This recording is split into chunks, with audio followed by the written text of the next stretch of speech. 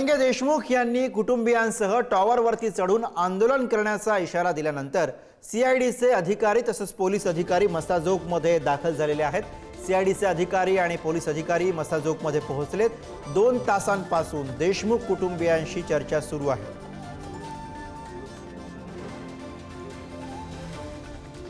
धनंजय देशमुख यांनी कुटुंबियांसह टॉवरवरती चढून आंदोलन करण्याचा इशारा दिला होता आणि त्यानंतर आता चर्चा सुरू असल्याचं कळतंय।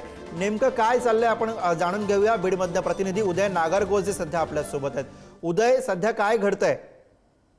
नक्कीच धनंजय देशमुख यांनी थोड्या वेळापूर्वीच या प्रकरणाची कुठलीही माहिती आम्हाला दिली जात नाही। तपास कसा सुरू आहे, कुठपर्यंत आला याबाबत कुठलीही माहिती दिली जात नाही।